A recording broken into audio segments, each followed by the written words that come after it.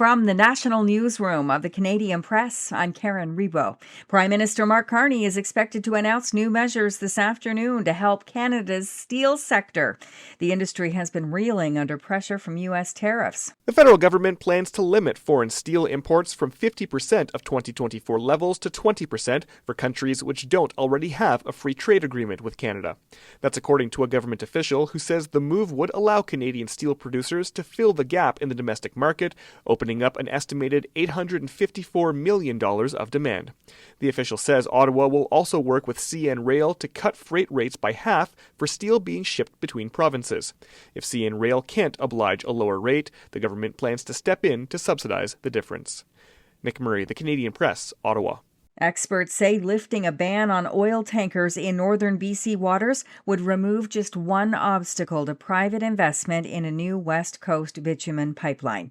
The CBC and the Globe and Mail are reporting that the Alberta and federal governments are poised to announce a memorandum of understanding tomorrow in Calgary in support of the pipeline alongside emissions-reducing measures.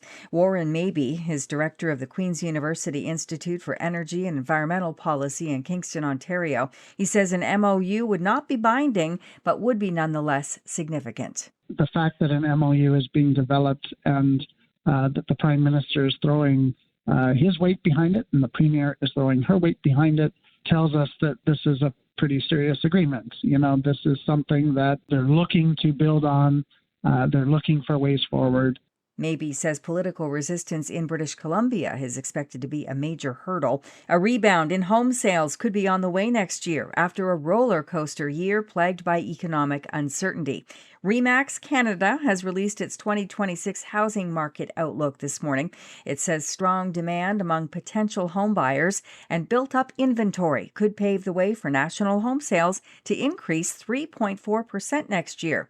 A large swath of northern Ontario is seeing heavy snowfall this morning. Environment Canada says areas from Thunder Bay to Timmins to the southern shore of James Bay and into northern Quebec are under winter storm warnings. Affected Ontario regions could see between 15 and 60 centimeters of snowfall before tomorrow night. Northern Quebec is expecting 15 to 20.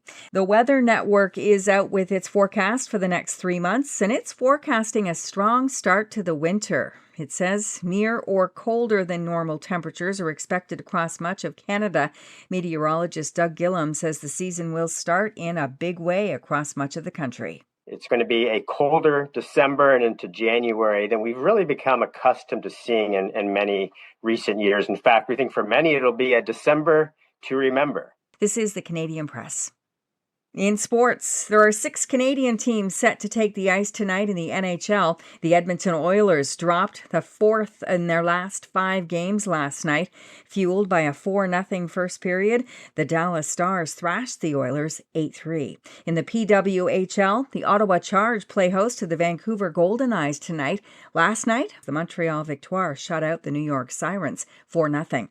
The Toronto Raptors look to make it 9 straight wins tonight when they play host to the lowly Indiana Pacers in an NBA Cup matchup. And as the Canadian Olympic curling trials continue in Halifax this week, the sport is mourning one of the country's very best. Colleen Jones, a world champion curler whose effervescent personality made her a popular presence on the CBC over nearly 4 decades with the national broadcaster, died yesterday after a nearly 3-year battle with cancer. The Halifax native was 65. From the Canadian Press, I'm Karen Rebo.